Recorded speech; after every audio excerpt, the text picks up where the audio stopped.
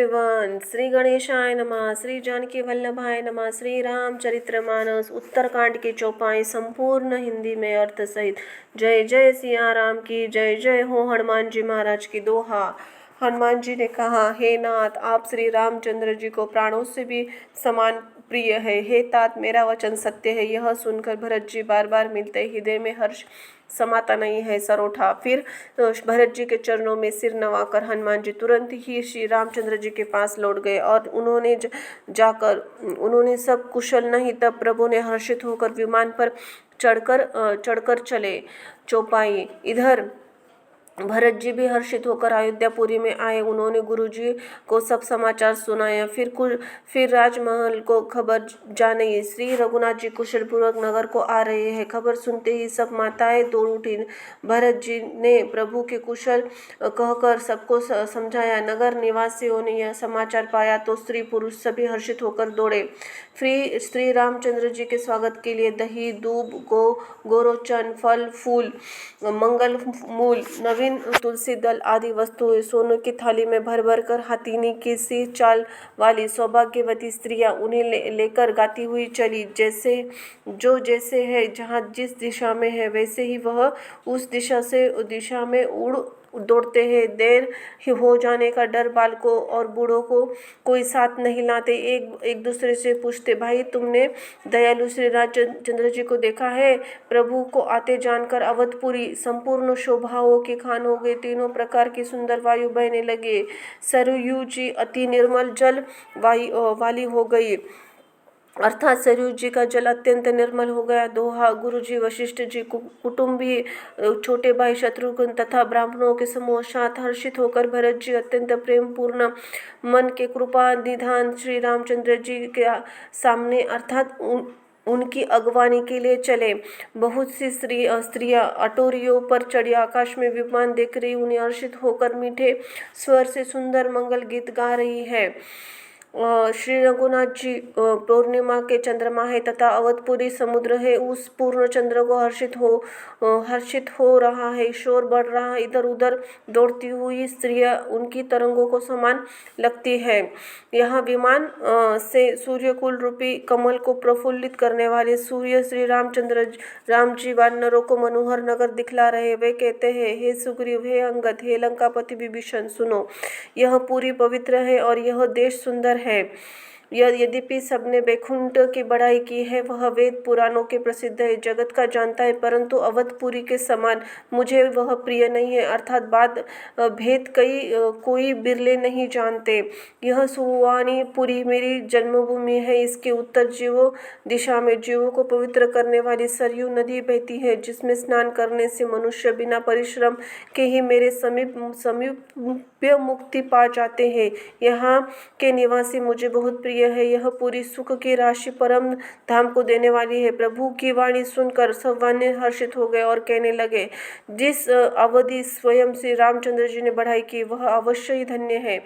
दोहा। कृपा सागर भगवान श्री रामचंद्र जी ने सब लोगों को आते देखा। प्रभु ने विमान नगर में समीप उतरने की प्रेरणा की, तब वह पृथ्वी पर उतरा। विमान से उतरकर प्रभु ने पुष्पक विमान से कहा कि तुम अब कुबर के पास जाओ। श्री रामचंद्र जी की प्रेरणा से वह चला। अपने स्वामी के पास जाने के लिए हर्ष है। प्रभु श्री रामचंद्र से अलग होने का दुख भी अत्यंत है। चौपाई। भरत जी के साथ सब लोग आए। श्री रघुनाथ जी के वियोग से सबके शरीर दुर्बल हो रहे हैं। प्रभु ने वामदेव, वशिष्ठ तथा मुनि श्रेष्ठों को देखा तो उन्होंने धनुष्य बाण पृथ्वी पर रखा। छोटे भाई विभीषण सहित दौड़कर गुरु जी के चरण कमल पकड़ लिए। अत्यंत रोम अत्यंत पुलकित हो रहे हैं। मुनिराज वशिष्ठ जी ने उठाकर उन्हें गले लगाकर कुशल पूछी। प्रभु ने कहा, आप ही दया के हमारी कुशल है। धर्म की धुरी धारण करने वाले रघुकुल के स्वामी श्री रामचंद्र जी ने ब्राह्मणों से मिलकर उन्हें मस्तक नवाया। फिर भरत जी ने प्रभु के वे चरण कमल पकड़े जिन्हें देवता, मुनि, शंकर जी और ब्रह्मा जी नमस्कार करते हैं। भरत जी पृथ्वी पर पड़े रहे, उठाए उठते नहीं। तब कृपा सिंधु श्री रामचंद्र जी ने उन्हें जबरदस्ती उठाकर हृदय से लगा लिया। उनके सावले शरीर पर रोंगटे खड़े हो गए। नवीन कमल के समान नेत्रों में प्रेमाश्रु जल बढ़ाएगी बाढ़ आ गई। छंद। कमल के समान नेत्रों में जल बह रहा है, सुंदर शरीर पुलकावली अत्यंत शोभा दे रहे। त्रिलोकी के स्वामी प्रभु के श्री रामचंद्र जी छोटे भाई भरत जी को अत्यंत प्रेम हृदय से लगाकर मिले। भाई से मिलते ही समय प्रभु सुशोभित हो रहे, उसकी उपमा मुझसे नहीं कही जाती। मानो प्रेम और श्रृंगार से शरीर धारण करके मिले, श्रेष्ठ शोभा प्राप्त किए हुए है। कृपा निधान श्री रामचंद्र जी राम जी भरत जी से कुशल पूछते हैं, परंतु आनंदवश भरत जी के मुख से वचन शीघ्र नहीं निकलते। शिव जी ने कहा, हे पार्वती सुनो, वह सुख जो उस समय भरत जी को मिल रहा है वचन और मन से परे है, वह उसे नहीं जानता जो उसे पाता है। भरत जी ने कहा, हे कौशलनाथ, आपने अर्थ दुखी जानकर दास को दर्शन दीजिए, इससे अब मैं कुशल है। इस विरह को डूबते हुए मुझे कृपा निधान ने हाथ पकड़कर बचा लिया।